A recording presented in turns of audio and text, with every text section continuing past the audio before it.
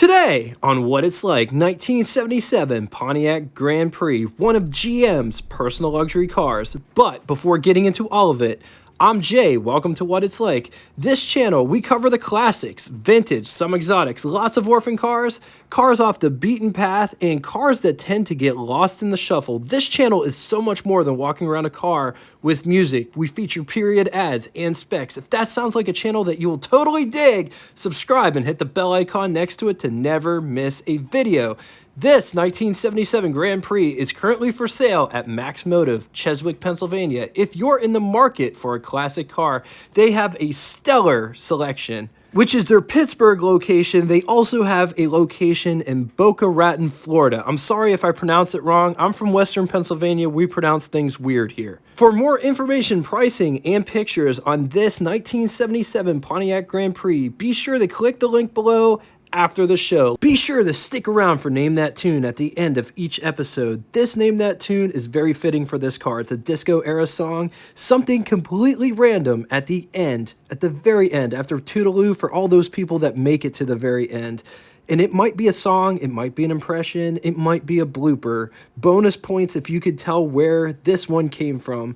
And I'll give you a hint. This one is from an animated TV series like either Rick and Morty or Family Guy or The Simpsons. Let's talk 1977 Pontiac model lineup. These aren't in any particular order. Catalina, Can-Am, Bonneville, Bonneville Brougham, Sunbird, Astri, Le Mans, Grand Le Mans, Firebird, Ventura, Wagons, and then there was the Grand Prix. Pontiac offered the Grand Prix from 1962 to 2002 in coupe form, and they offered it longer in sedan form, but we're not going to get into all of that today. In 7 generations, 1977 falls in the 4th generation, which had a production run from 1973 to 1977. 73, 74, 75, 76, 77, built on GM A-body platform, along such cars as the Buick Century, Chevy Monte Carlo, Oldsmobile Cutlass, and there's many more. Let's talk styling changes made on the 77. 76 is on the top, 77 is on the bottom. The grille has been totally updated with less bars on the 77 as opposed to many smaller bars on the 76. The marker/turn signals were relocated to in between the low beams and the high beam lights. On the 76, they are on each end. The grille on the 77 is both on the top and below the bumper, whereas on the 76, it's all just bumper going across. The hood ornament has also been revised. Moving to the side profile, which are virtually the same. The only differences that I can see are the front reflectors on the 77, whereas the 76, they are lights, the marker lights are there, and the location for the cornering lights has been moved lower on the 77. They also appear bigger. Moving to the rear, in the rear quarter section, tail lights are the only difference that I can see. Horizontal bars going across the tail lights on the 76, and the 77 has GP badging in the center of the lights. Moving to the dash section, it's virtually the same. The only changes are different steering wheels for different trim models, and they revised the steering wheel for the base model. 1977 Pontiac could be had as a hardtop or the T-top option. It was offered in 3 different models. The base model was Model J, followed by Sporty SL, followed by Luxury LJ. The Pontiac Grand Prix competed with the Ford Thunderbird, Mercury Cougar, XR7, Chrysler Cordoba. Buyers could also cross-shop the Oldsmobile Cutlass or the Chevy Monte Carlo. Let's talk specs. 212.7 inches long, 77.8 inches wide, 52.6 inches tall. It rides a wheelbase of 116 inches. It weighs 3,800 pounds. Price, $5,109, which is equivalent to you spending $25,022.04 in the year 2023. Total 1977 Pontiac production was 850,620 units. Total Grand Prix was 288,430 units, of which 168,247 were hardtops. LJ was 66,741, SJ 53,442 units. Moving on to engines. Starting in the basement with the 301 cubic inch displacement V8 4.9 liters. It's good for 135 brake horsepower at 3,800 RPM, 235 pound-feet of torque at 2,000 RPM with a compression rating of 8.2 to 1. Features 5 main bearings. When mated to the 3-speed automatic transmission, 0 to 60 could be had in 13.8 seconds. Theoretical top speed 108 miles per hour. Average fuel economy isn't that bad at 14.8 miles to the gallon, but it's worth pointing out that this engine had lots of problems with sensors. Moving on to the middle engine option, which was offered in 3 flavors. 350 V8 5.7 liters. It made anywhere from 170 horsepower to 180 horsepower at 3,600 RPM, 270 to 325 pound-feet of torque at 1,600 RPM. Compression 7.6 to 1, 5 main bearings. These figures are for the 180 horsepower variant. 3-speed automatic, 0 to 60, 11.6 seconds. Theoretical top speed, 115 miles per hour. Average fuel economy, 13.4 miles to the gallon. Moving on to the biggest and baddest engine on offer for the Grand Prix was the 403 cubic inch displacement V8 6.6 liters. It made an astonishing low 185 horsepower, 3,600 RPM due to emissions, but it made up for it with 320 pound-feet of torque at 2,200 RPM with a compression rate of 8 to 1. When mated to a 3-speed automatic transmission, 0 to 60 could be had in 10.6 seconds, sorry. 12.1 mpg was the average fuel economy rating. 119 miles per hour was the theoretical top speed. The 1977 Pontiac Grand Prix is already inspiring legends. Some say it's the most beautiful car in America. Some say it's so responsive it almost anticipates its driver. And some say it's the most comfortable. The facts are these. Grand Prix is our ultimate Pontiac, and it's priced at $51,009. Pontiac, the mark of great cars. Let's talk styling. Just check out how this is styled. Let's start in the front here. So check out the headlight situation. There's a headlight here, parking light, another headlight here. Check out the grille situation. It's not only on the top, but then there's the bumper, and then it continues down here below the bumper. So that's pretty cool. Coming around to the side over here, notice these parking reflectors. These are cornering lights, so when you go around a corner, you turn your turn signal on, this lights up so you can see around the corner. That was a trend back then. And then it's got these bumperettes coming up here. Notice all the pinstriping. It goes the whole way around the car. So it starts up there at the nose, it comes all the way back to the rear back here, wraps around, it makes a complete loop. But coming back to the front real quick, just notice all the lines that are going on. So you have the center line here, and then you have this line that comes into a point at the front, and then you have this wing type thing that comes up to more of a point down here, but it gets flatter as it comes towards the window. There's all kinds of lines in this car. Notice how small the A-pillars are. Like, that's my hand for reference. They're tiny. It won't help you in a rollover, but man, the visibility has to be really good. Here's what the mirrors look like. There's another line that starts right here, and it picks up, turns into like a fin coming out the back here. Check out how the rear lights, rear reflectors here, these tail lights actually kind of wrap up to the trunk lid.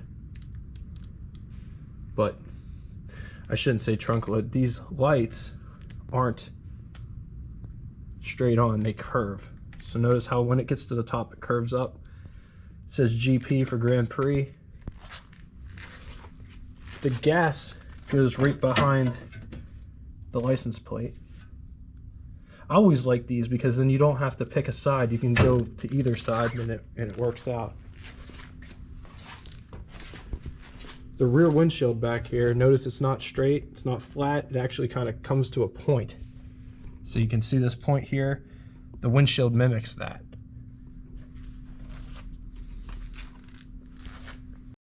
Coming up and getting inside. This door is extremely heavy. Very heavy door. Let's talk about the door panel and everything going on. I absolutely love the materials as well as the color of this interior. It's like a mixture between red and almost a burnt orange, depending on what your color variant is. Everybody sees color different.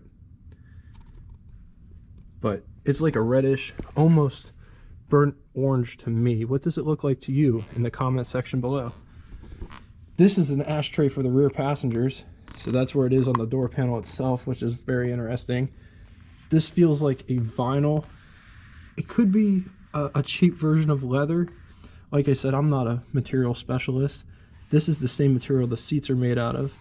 Nice velour style material. And just check out the bright work and all of the different things that are going on. Armrest. It runs the whole length of the door panel.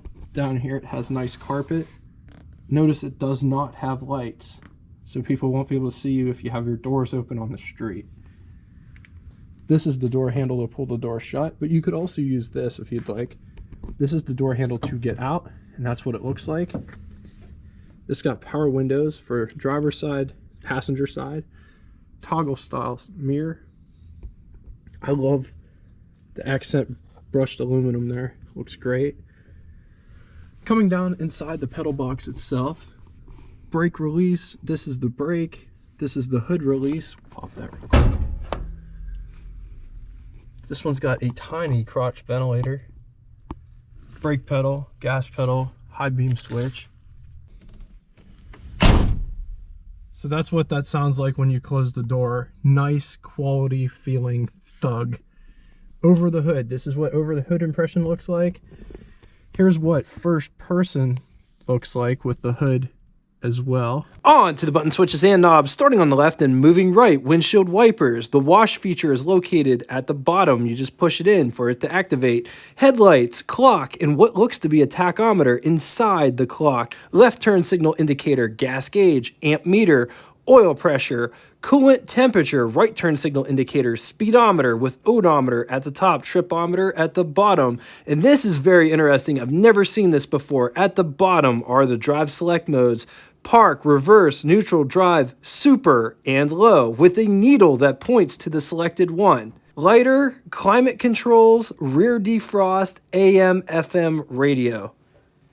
This is what I look like behind the wheel. I'm 6'2", full-size, full-grown adult. Just saying that, so if you're looking for this car and you're about my size, this is what it looks like for me to fit in this car.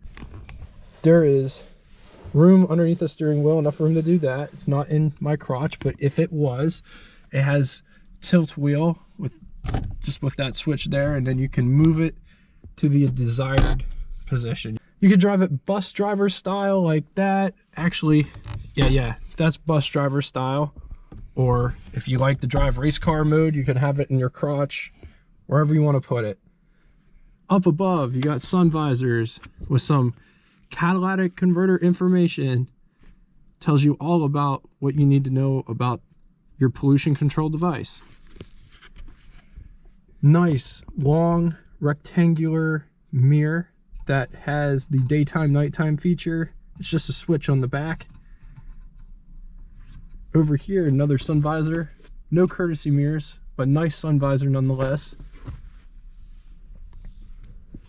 Armrest here, and it's a single armrest, but you can move it out of the way, and then you have another spot to sit somebody with seat belts and what have you. This is what the seat belt looks like. But just check out how much space there is. These seats are super comfortable. There's an ashtray here. On to the glove box test. Here's our test subject. Here is my hand for reference. This is the camera that we use for all of the cinematic shots of the dashboard and what have you. Upgraded the lens so it's a little bit bigger, but we're going to see if it fits in the glove box over here. So there's, oh, look at that.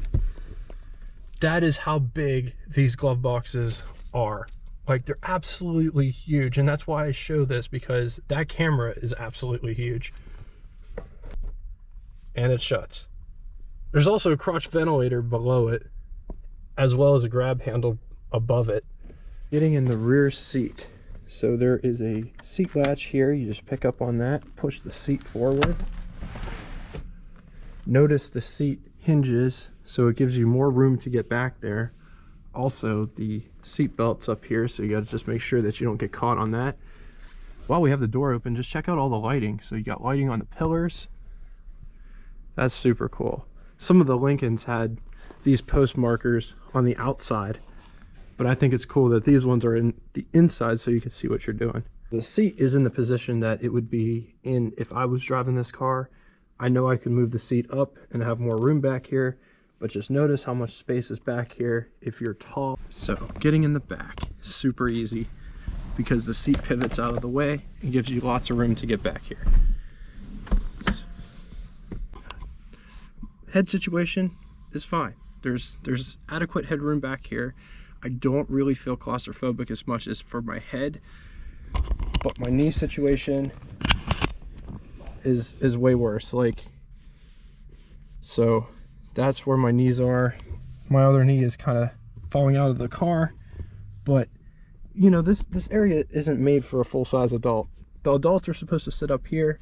The kids are supposed to sit back here. There's plenty of room for kids back here.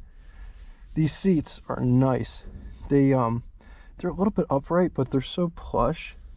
And look at how this kind of curves out. It holds you very nicely back here. It feels like you're being cradled. Very nice feel. Notice right here, it's wider, or I'm sorry, should say right here it's deeper than over here. It's a very interesting thing. There's armrest, lights, coat hook. The seat belts for the front seat are in the ceiling here. That's very interesting.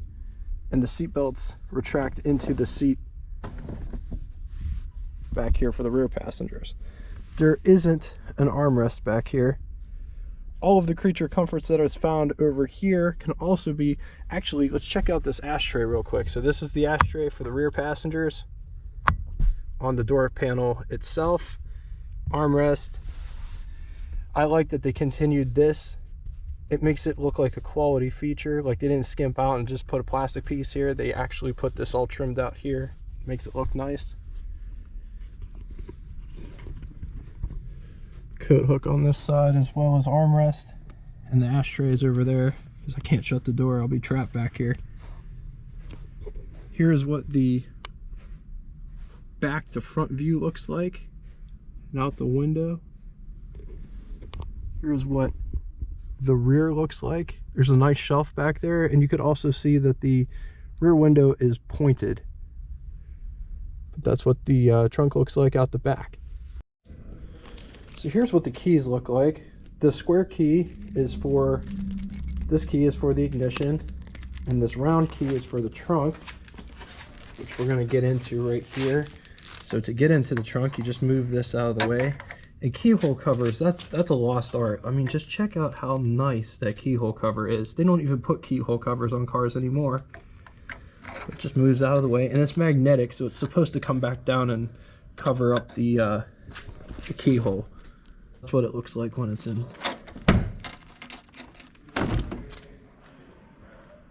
Just look at how big this trunk is. That's a full-size spare with a bumper jack.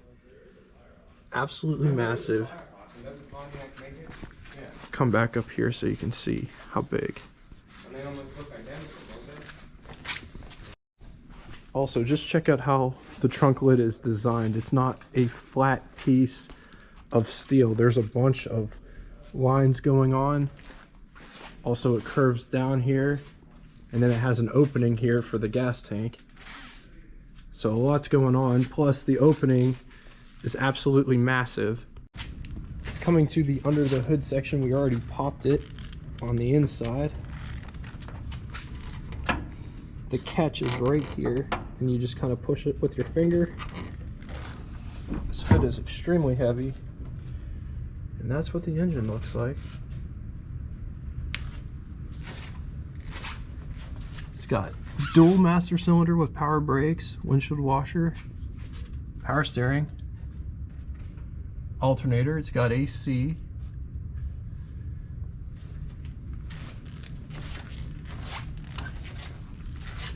This is coolant reservoir. So instead of taking the cap off, you just fill this up. On to the pros and cons. I generally get all of the pros and cons from the complete book of collectible cars. Unfortunately, this car isn't in that book, so I had to compile a list of my own. This car, for the period, has great lines. It looks better than the Thunderbird, in my opinion. This one was well equipped with gauges for everything. It's super comfy seats, plenty of space if you're sitting in the front seat. Huge trunk. On the cons, can be thirsty. Power output down because of emissions. All right, now it's time for Name That Tune. First person to give me both the correct name of the band as well as song title, both correctly. First person to do so will have their comment pinned to the top of the comment section. I waited forever to do that song for Name That Tune. It had to be a disco era car because that's a disco era song. Anyway, thank you all so much for coming out and watching this. If you'd like to get in touch with me, shoot me a comment in the comment section below or check out our Facebook group that correlates with this YouTube channel. The link will be in the description.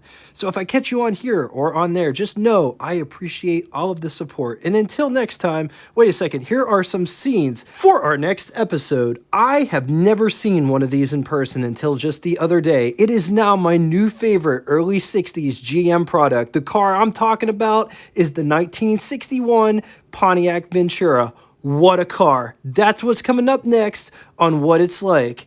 And until that time, toodaloo!